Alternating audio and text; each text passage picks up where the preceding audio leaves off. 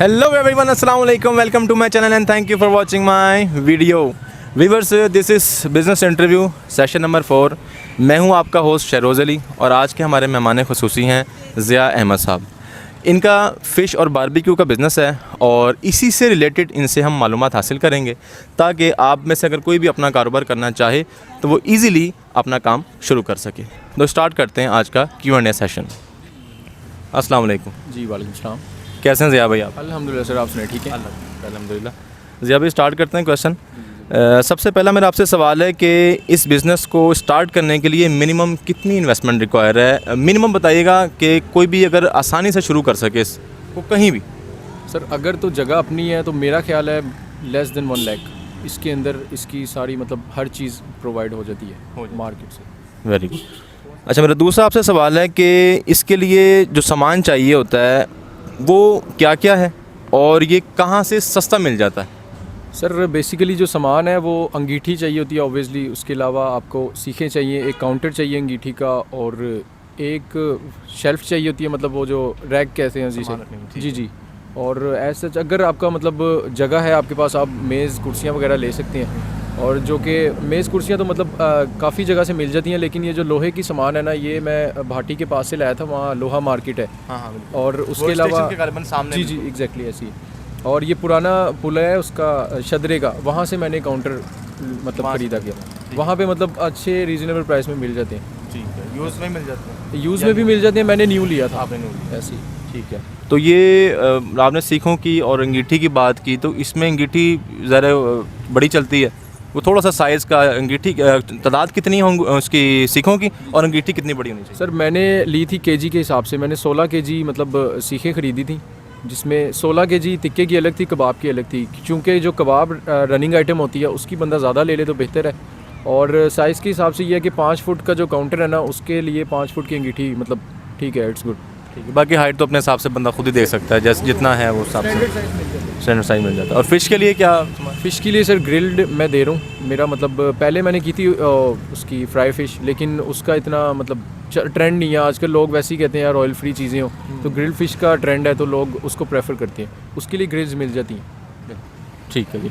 अच्छा, मेरा अगला आपसे सवाल है कि आपका ज़रा मेन्यू तो आपने बनाया होगा, तो मेन्यू में क्या क्या चीज़ें आपने? सर मेन्यू में जो हमारे स्पेशल हैं, चिकन कबाब है, उसके अलावा मलाई बोटी है, चिकन टिक्का है, चिकन लेग पीस है, चेस्ट पीस है, इसके अलावा मतलब फ़िश है। और जो हमारे आजकल जो हम इंट्रोड्यूस कर रहे हैं मार्केट में विद न्यू टेस्ट, क्योंकि लोगों को ना अब पहचान कबाब में नहीं रही इतनी ख़ास। मतलब कि कुछ लोग कहते हैं कि कबाबों में ना एक तो चर्बी वाला ट्रेंड चल रहा है। रेशा जी एग्जैक्टली, वो जो लगता है तालू पे, उसके लिए हम लाए हैं अपने बीफ कबाब। वो हमारे मतलब काफ़ी स्पेशल भी हैं और उसने बूम पकड़ा हुआ है यहाँ पर ना, मेरी मतलब स्पेसिफिक शॉप पर। तो इसके लिए ये है कि बस इसी तरह चल रहे हैं। मेन्यू में वही जो होती हैं, उसके अलावा ग्रिल फ़िश है, काला रहू होती है, उसको मैं ग्रिल करता हूँ। और कांटा बड़ा हो तो वो बेहतर है, क्योंकि लोगों की साइकी, काफ़ी लोगों की साइकी ये होती है कि यार जो बड़ा आपको इन फ्यूचर बिज़नेस दे सकते हैं, जैसे इन फ्यूचर आपकी कोई इवेंट होगा तो आप मुझे वो देंगे। मतलब मैंने रखी हुई है बड़े कांटे वाली ना मछली, 1.5 किलो वाला कांटा है, तो वो इससे ये है कि स्पेशल चीज़ मिलती है ना कस्टमर को। कुछ क्लाइंट्स इस तरह के होते हैं, वो फिर इन फ्यूचर आपके साथ भी चलते हैं, जैसे किसी के बच्चे का बर्थडे आ गया, तो ये है कि चीज़ स्पेशल देंगे तो स्पेशल आपको रिस्पॉन्स मिलने की उम्मीद है। बिल्कुल। तो आप इवेंट्स भी आप करते हैं? अच्छा, बीच में हमारे सवाल तो चलते रहेंगे, लेकिन मैं आपको ज़िया भाई के बारे से एक बात ही बता दूं। ख़ास लोग साफ़ सुथरी चीज़ मांगते हैं और हलाल चीज़ मांगते हैं, क्योंकि अक्सर लोगों के जहन में सवाल होता है कि जी पता नहीं हम वहाँ जाएंगे तो कैसा गोश्त होगा, कैसी चीज़ें होंगी। इनको जितना मैं जानता हूँ ये वाकई इस चीज़ का बहुत ख़ास ख्याल करते हैं, चीज़ भी सही प्रोवाइड करते हैं हलाल, और अपने सामने बाकायदा अपना ये जो टाइम है ये भी स्पेंड करते हैं कि जाके खुद कटवा के ज़िबा करवा के सामान लगा के तो फिर ये स्टार्ट करते हैं। तो इवेंट भी करते हैं। और इनकी सब्ज़ादार में मक्का चौक के पास इनकी दुकान है और इसका नाम है बोटी हाउस। तो आप टेस्ट करना चाहें तो ज़रूर टेस्ट करें, एक बार टेस्ट करके पता चलता है चीज़ का। तो ये कोई मेरी पेड एडवर्टीज़मेंट नहीं है, लेकिन ये कि अच्छी बात है वो बतानी चाहिए, वो फैलानी चाहिए।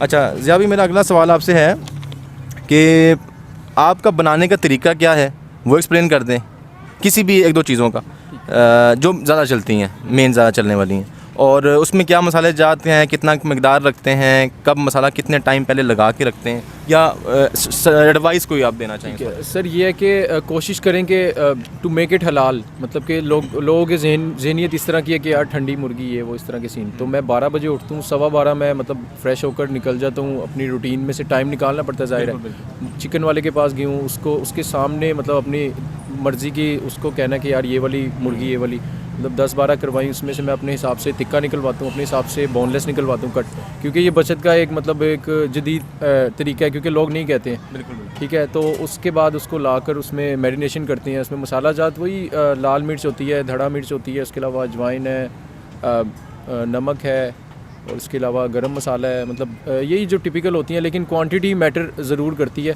उसके लिए ये है कि आप तजर्बा करेंगे तो होगा, मेरे या आपके बताने से ना मतलब एज सच कोई फ़र्क नहीं पड़ेगा, क्योंकि मुझे पता है ना कि आप जो बनाएंगे चीज़, आपको नेक्स्ट टाइम ना मतलब उस टाइम पता लग जाएगा कि यार इसमें ये कमी थी, नेक्स्ट टाइम आप उसको ओवरकम करेंगे। मतलब यह है कि ये एक्सपीरियंस की गेम है, तो करते जाएंगे तो आता जाएगा, इन्हांस हो जाएगा। बिल्कुल ऐसा ही है जी, कि मैंने पिछले भी कई वीडियो में ये बात की है कि हम एक वीडियो में सारा कुछ नहीं बयान कर सकते, तो ये कुछ बेसिक चीज़ें तो आपको पता चल जाती हैं, इससे आप स्टार्टअप ले सकते हैं।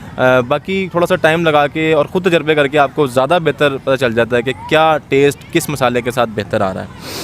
अच्छा जी, उसके बाद मेरा अगला सवाल आपसे है कि एक नाड़ी बंदा है, इवन कि अगर मैं अपनी बात करूं, हमने भी अगर घर में ट्राई किया है, बॉन फायर किया है, तो हमसे जल जाता है, कबाब हो या टिक्का भी हो तो वो जल जाता है। समझ नहीं आती कि कितनी देर उसको पकाएं और कोयले कितने रखें, कुछ आइडिया नहीं हो पा रहा होता। तजर्बे बहुत करके देख लेंगे, इससे वाला सर गाइड करें। सर कोयले का ये है कि कोयला आप एक दफ़ा ठीक से पका दें ऊपर से नीचे तक, मतलब उसको रेड हॉट जिसे कहते हैं ना, फ्लेमिंग कर रहा हो, उसको बाद उसका तोड़ करना, उसकी बेस बना दें नीचे, छोटे छोटे कर जी, बेस बनाकर उसको कम से कम 3 से 4 इंच का ना फासला आपकी कोयले और जो माल पक रहा है ना उस पर हो। अच्छा। उसके बाद यह है कि आपने एवरी 30 सेकंड्स के बाद आपने ना उसको थोड़ा थोड़ा ना मतलब एक साइड पलटनी है, उसके बाद 30 सेकंड बाद फिर एक दफ़ा जब आप कर देंगे ना इसको, मतलब 120 सेकंड जो होते हैं शुरू के, वो थोड़े क्रूशल होते हैं इन टर्म्स ऑफ मतलब बेकिंग या मतलब इसको चीज़ को बनाने के लिए।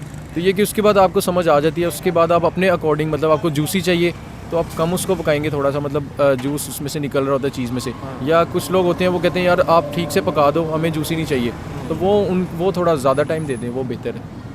सही है, ज़बरदस्त, बहुत काम की इन्फॉर्मेशन है ये। और उसके बाद फिर मैं आपसे पूछूंगा कि इस काम में बचत कितनी है, मिनिमम और मैक्सिमम। बेशक आप मंथली बता दें, बेशक आप डेली बता दें, जो इजी है। सर मंथली ये है कि अगर तो आप खुद मतलब काम कर रहे हैं ऑब्वियसली, क्योंकि आपके अपने हाथ के मसाले हैं ना, तो आप एक जो हमारी लैंग्वेज में बोलते हैं कारीगर, जो एक कारीगर जो है ना, जो उस्ताद होता है, मतलब हर हमारी फील्ड में ना 3 किस्म के लोग होते हैं, कारीगर, उस्ताद और एक हेल्पर होता है।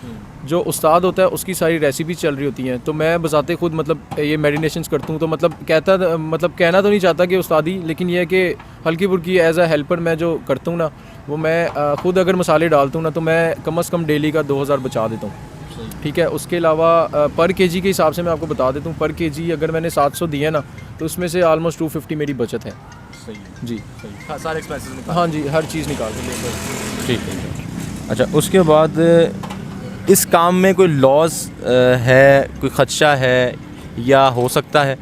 सर डेफिनेट है, लॉस भी है, मतलब कुछ चीज़ें होती हैं मतलब बिकी नहीं 2 दिन, उसके बाद ज़ाहिर है आपको फेंकनी पड़ेगी, या तो उसके अलावा मेरा जो पर्सनल एक्सपीरियंस है, मैंने 1.2 मिलियन से स्टार्टअप लिया था रहमानपुरा चौक इचरे की मार्केट में, तो वहाँ से मतलब 7 माह मैंने वहाँ कंटिन्यू किया, और 7 माह में मज़ीद मुझे ना 8 लाख रुपए का मज़ीद नुकसान हुआ।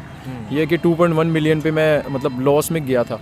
उसके बाद आता कुछ नहीं था, सिर्फ ये था कि आपने बिल बनाना है, और लड़के रखे हुए थे बिला वजह बेतुके, तो फिर मतलब खुद को समझाया कि यार गिव अप नहीं करना मैंने ही है, और खुद भी किया, सीखा, रगड़ा खाया। उसके बाद मैंने सेटअप चेंज किया, बड़ा सेटअप था पहले, मैं छोटे पर आया, छोटे के बाद आकर मैंने इसको, ये है कि वो कहते हैं ना मट्टी में आगे मट्टी होना पड़ता है इस काम के लिए ख़ास तौर पे, तो वो सब किया है। उसके बाद अल्हम्दुलिल्लाह टेस्ट तो इन्हांस हो गया है, और आहिस्ता आहिस्ता मतलब मार्केट में भी नाम बन रहा है।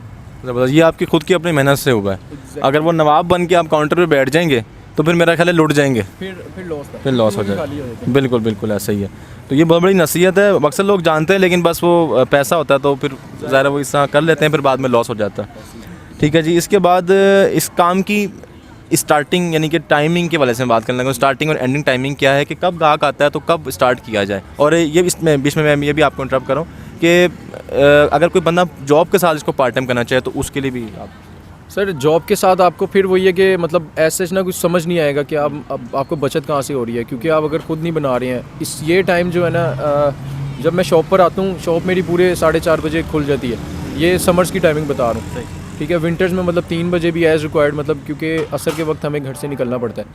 जो कस्टमर पड़ता है ठीक से वो 7 बजे के बाद, चाहे सर्दियाँ हो या गर्मियाँ, 7 बजे के बाद, 7 से 8 के दरमियान ना, 7 से 8 से लेके 11 साढ़े 11 तक हमारे पीक आवर्स होते हैं। इसमें यह है कि हमें मतलब फ्री टाइम मुश्किल से ही निकलता है, तो रश पड़ा होता है। ये है कि और जो पार्ट टाइम करना चाहेंगे उनके लिए ये है कि अगर इस फील्ड को पार्ट टाइम लेंगे ना, तो मेरा नहीं ख्याल आपको कुछ बचेगा। ये मेरा पर्सनल एक्सपीरियंस है। अब लास्ट में मैं ये कहूँगा कि आप मेरी ऑडियंस को कोई पैगाम देना चाहें अपने काम, अपने तजर्बे के हवाले से, तो वो आप ज़रूर। मैं तो सर यही देना चाहूँगा, मतलब आपको मैंने जितना बताया लॉस हुआ है ये वो, उसके बाद खुद को स्टैंड किया है, तो मेरी तो यही एडवाइस है कि नेवर गिव अप, कभी गिव अप ना करें, जाते जाएं, कभी ना कभी कहीं ना कहीं जाके मतलब आपको मिल जाएगा जो आप चाहते हैं। ले जी, तकरीबन तमाम अहम सवालात हमने इनसे पूछे ज़िया से, और इन्होंने हमें जवाब भी दे दिए उसके। उम्मीद है कि आपको इससे काफ़ी हेल्प मिलेगी, आप अपना काम स्टार्ट कर पाएंगे। तो जैसा कि मैंने कहा कि आपको टाइम तो लगाना पड़ेगा कहीं ना कहीं, लेकिन आपको एक बेसिक आइडिया मिल गया कि इस काम में कितनी बचत है, कैसे कर सकते हैं और क्या क्या चाहिए। तो फिर भी आपको अगर कुछ समझ नहीं आता तो ज़िया भाई हमारे पास मौजूद हैं। क्यों ज़िया भाई? तो वो मौजूद है हमारे पास, इंशाल्लाह फिर भी हम इनसे रब्ता करेंगे, आपके लिए पूछेंगे और आपको बताएंगे। तो इसी के साथ दें मुझे और ज़िया को इजाज़त।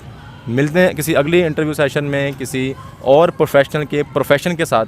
अपना ख्याल रखिएगा, तब तक के लिए अल्लाह हाफ़िज़।